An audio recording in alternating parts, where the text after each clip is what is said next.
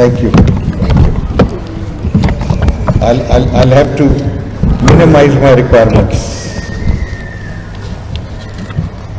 So he was elevated to the judiciary at the age of 41 in the High Court, Lahore High Court. Within 7 years, ladies and gentlemen, he distinguished himself and he was elevated to the Federal Court of Pakistan. I have spent a total of 19 years in the judiciary in the High Court and the Supreme Court. Justice Cornelius spent 17 years in the Supreme Court of Pakistan. He was one of the longest serving Chief Justices of Pakistan from 1960 to 1968. And in times that were difficult, because Pakistan was an embryonic state, it was growing, it was trying to grapple with all the difficulties of a young country, and of course there were political issues. In 1955, Justice Cornelius, who was by then in this, it was called the Federal Court. In the following year, when the Constitution came, it became the Supreme Court in 1956. In the Federal Court, he was the lone voice which said that the dissolution of the Assembly, Constituent Assembly, by the Governor General was illegal. That judgment today is hailed as an outstanding rendition of justice, for the reason that the majority decided that the Sindh High Court did not have the jurisdiction to decide the matter, and therefore there was no judgment of the Sindh High Court which could be assailed. It was an illegal judgment. The majority allowed technicality to avoid the truth. And when truth was avoided, justice was avoided. Today, one man's voice is celebrated in our circles. The rest of the men, although they include many distinguished jurists, the majority are not mentioned at all. This is the course of history, and this is the message to any judge who wants to stay on the right course. The course written for us, dictated to us, directed to us by none less than the Almighty through the Holy Quran.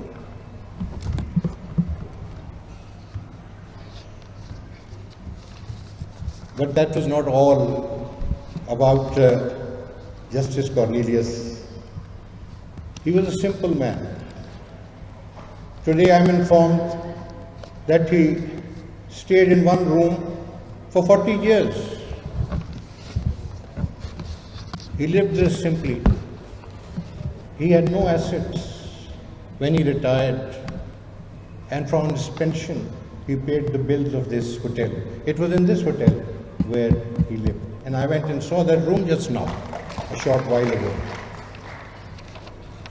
But another beautiful thing about him.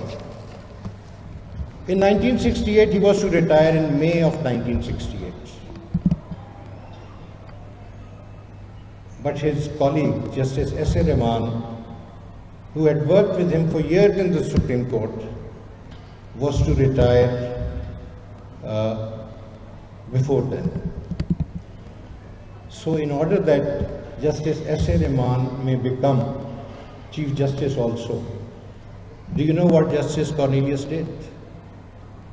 2 months prior to his retirement, he resigned from office. He sacrificed. This was a man who had the capability to give and to share. These are the qualities which I submit respectfully judges must have if they have to do justice.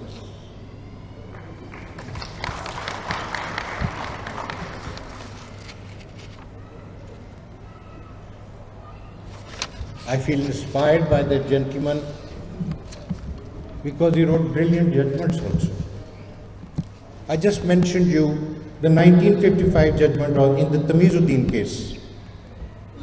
Then there was this famous Doso case in 1958, which is the one that legitimized martial law for the first time in Pakistan. But an offshoot before the court in that case was whether fundamental rights that had been violated prior to the martial law and the cases were pending in the courts, whether those petitions would abate or continue to be enforced. The general tendency was that everything is closed. The constitution is abrogated and a new legal order has started. But Justice Goonj wouldn't believe that. He said, but this happened before the abrogation took place. These rights for fundamental rights accrued and were claimed before the abrogation took place. So even after the abrogation, those fundamental rights will be enforced. And this is the way the gentleman conducted himself. He did something similar in Abul Ala Maudoudi's case in 1964. Two provinces in the country, at that time East Pakistan and West Pakistan, decided to abolish the Jamaat-e-Islami.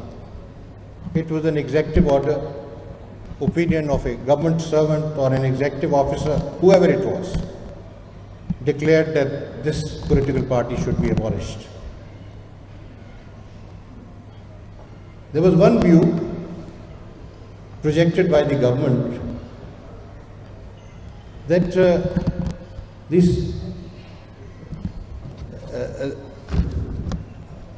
that the fundamental rights did not protect the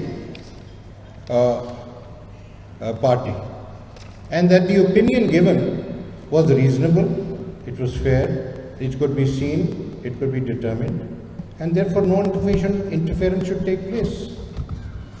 Justice Goonj held that this case does not concern the propriety of the order only. This case concerns the fundamental right of freedom of association. And if the political right to associate has been defeated in this party's case, then that's a breach of the fundamental right. And no executive officer, no government authority can sit in judgment on the fundamental right. It is the court which does that. And the result was they lifted the ban. The Supreme Court was together on that. He was the Chief Justice at the time. They lifted the ban. I could say much more about him, but I want to move ahead. I want to move to the subject which may be of interest to you. And this is the subject of minority rights in Pakistan.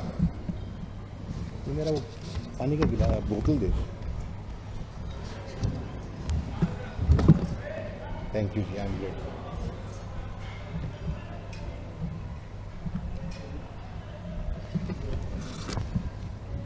Our constitution, as Ms. Sabahat just told us, assures freedom to profess religion, to manage religious institutions, subject to public order and morality. Our constitution in Article 21 safeguards particular religions against taxation for the purposes, it safeguards against taxation for purposes of any particular religion. So for no particular reason can other religions be taxed. Article 22 safeguards educational institutions in respect of religion, etc. No religious instruction or ceremony in educational institution other than one's own religion is to be given to the students.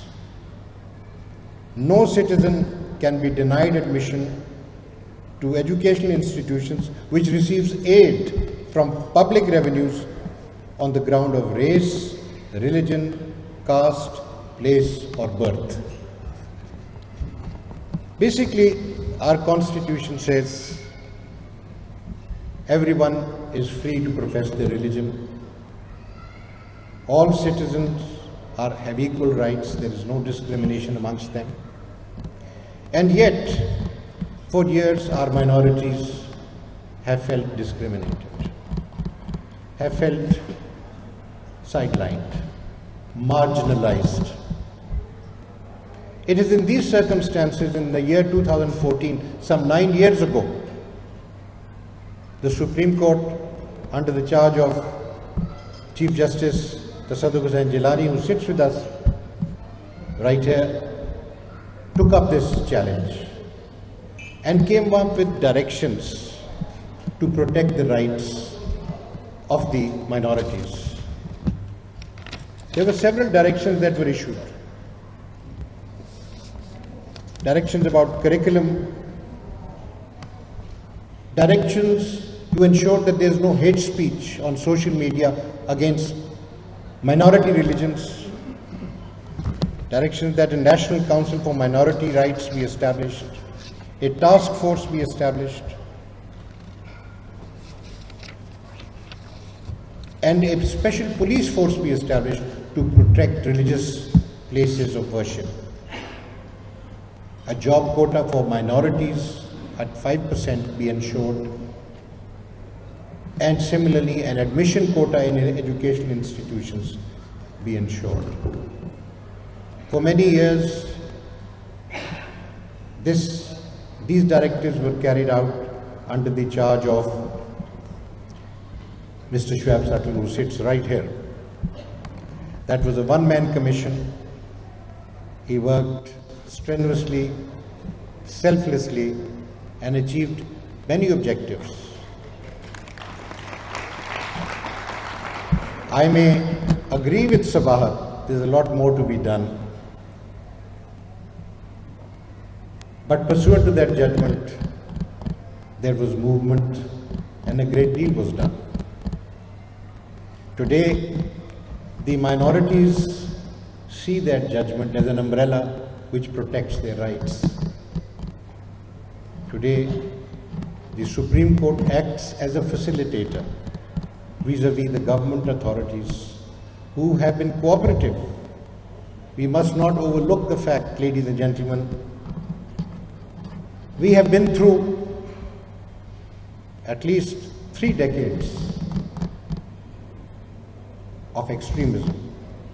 We have lost 80,000 citizens in this country to extremism. And by the grace of God, the situation is improving. And a lot of the complaints regarding violence which the minorities had, and even Muslims had, because of sectarian rivalries, they have diminished. I think that resilience which the Pakistani nation has shown through these turbulent times is a great credit to the people of Pakistan. And with great respect, also the state of Pakistan. Things are on the mend. A task force which was not in existence has come into being recently on 16th of November 2022 under the chairmanship of the Additional Secretary, Ministry of Religious Affairs and Interfaith Harmony. The members of the task force include almost all important executive functionaries in the country, which means that the issues relating to minorities protection and minorities rights would now be handled by persons who are directly related and who have authority over the persons that will carry out the instructions. I have hope and expectation that this task force will do well. Our association with Mr. Sadhu continues because he's a court appointee. The court has a special implementation bench. 9 years have passed, but there is an implementation bench for this judgment. And today I've been mentioned a few issues. I said file an application. You see, courts cannot pass executive orders. We cannot act on verbal statements or complaints. These matters come to us through petitions or applications. Notice is issued to the concerned parties and respondents come forward and an order is passed after hearing the parties. But these are public interest proceedings. There's nothing adversarial about that. And I may assure you, for quite some time I was the chairman of the implementation bench. Now it is headed by someone else. And we always found cooperation from the government of Pakistan, as well as the provincial governments. So, nothing to despair about, be positive, and inshallah, we'll progress further in this direction.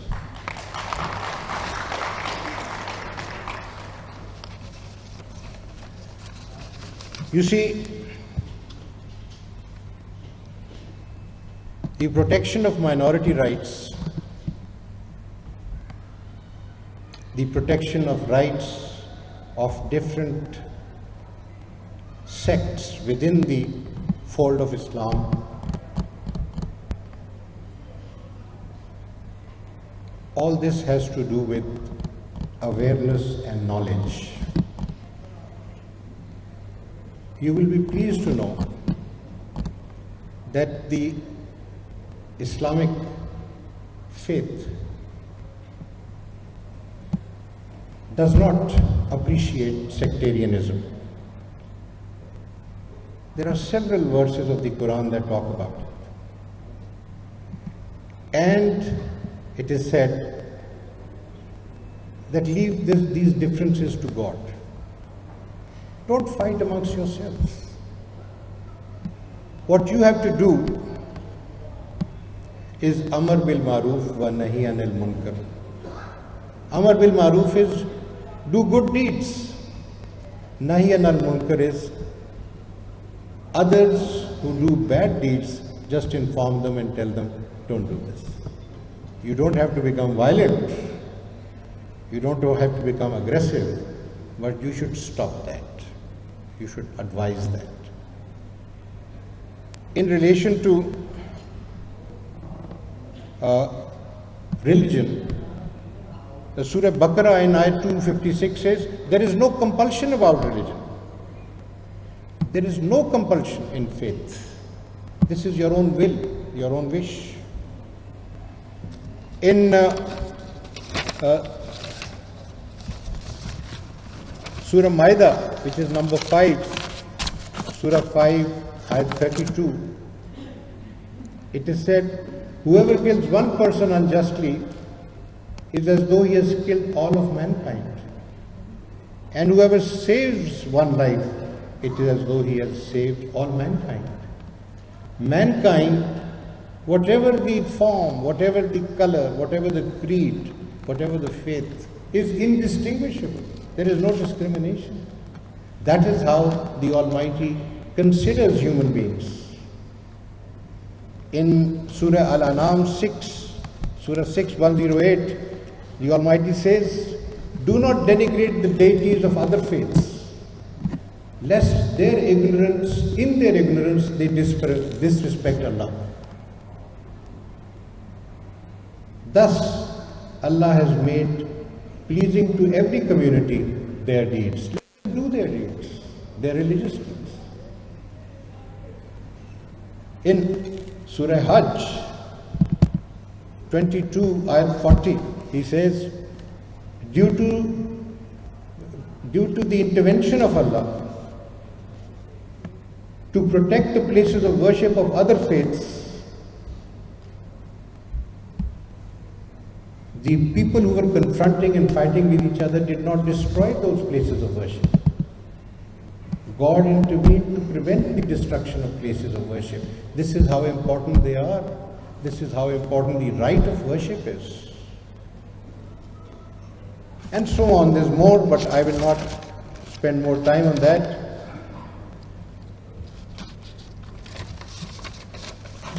What I would now turn to is the judiciary. Is the institution to which Justice Cornelius belongs or belonged. The heritage that is left behind, the lessons that we can learn from him. We have a duty, ladies and gentlemen, under the Constitution and pursuant to our oath, to preserve, to protect, and to defend the Constitution. This is our bounden duty. The highest law in the country, and this duty we perform with utmost commitment and sincerity. The force of judgments that we give must be in accordance with the Constitution and the law. And when that is the case, our judgments have a moral authority. Just like the words of the Bible have moral authority, just like the words of the Holy Quran have moral authority. Moral authority comes from something which is good, something which is pure. Our judgments have the force of moral authority when they are given in accordance with the Constitution and the law of Pakistan.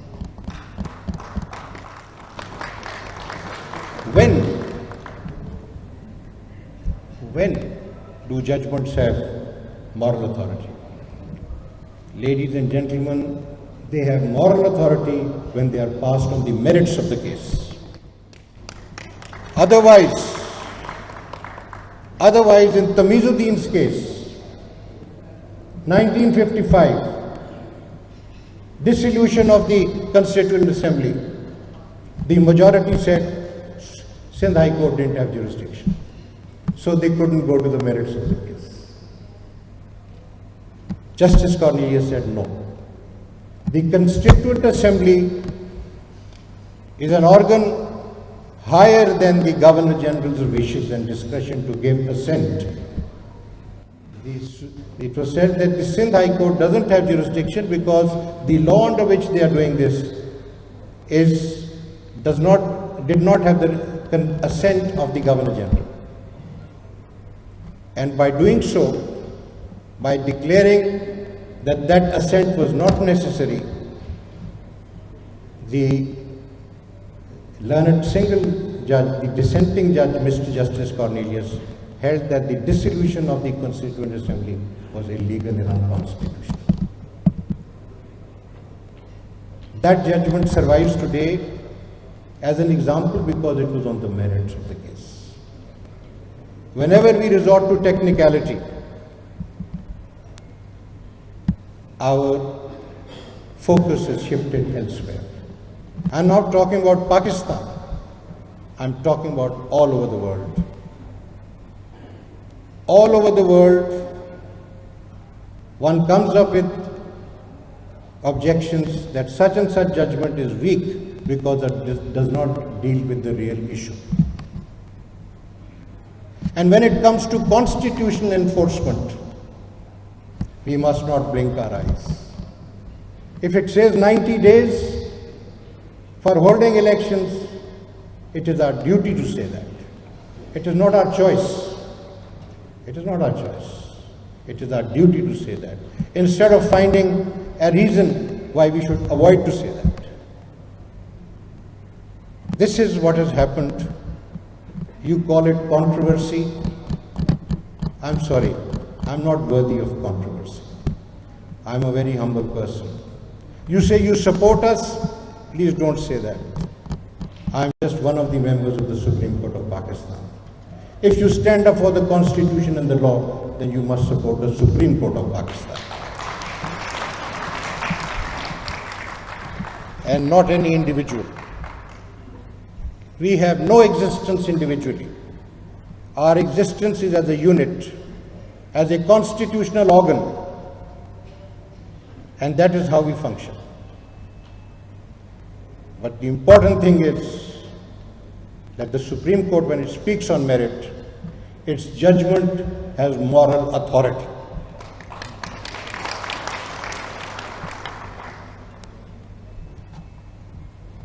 That becomes even more important when those judgments are not appealed or no review is filed.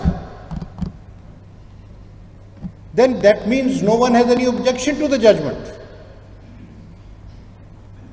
If a review is filed, then it will be heard, because no judgment is binding unless it becomes final.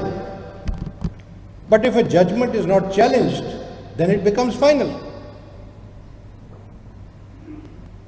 So let's see what happens now. Let's see what happens now. And I'm optimistic that the people of Pakistan, the leaders of Pakistan, the institutions of Pakistan are all committed to the Constitution.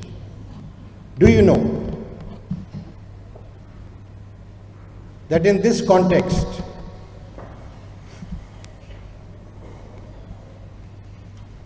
the leaders of Pakistan, the political leadership of Pakistan, agreed to start negotiations,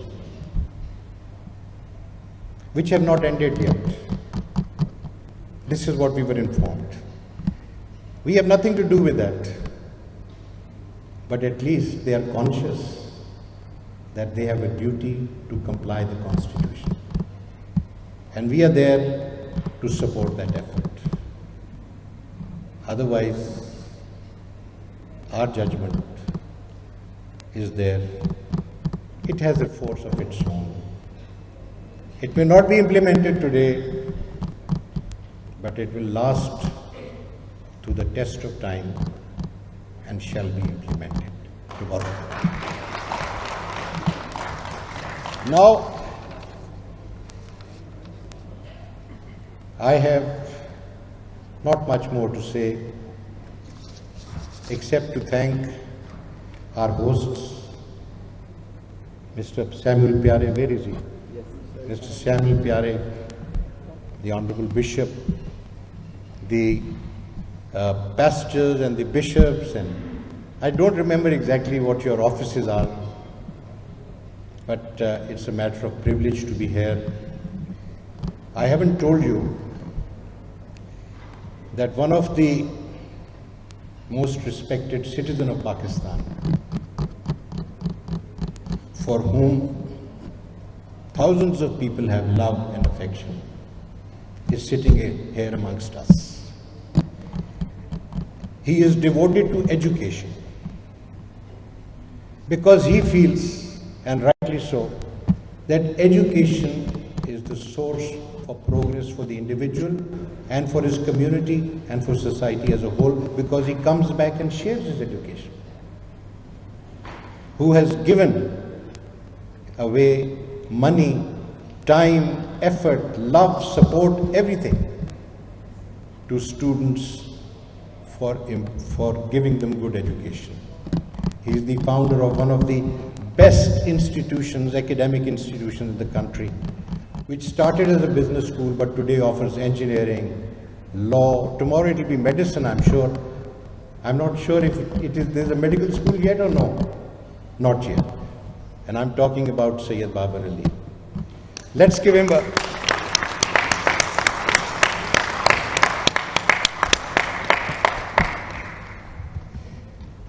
It's delightful to meet wonderful people.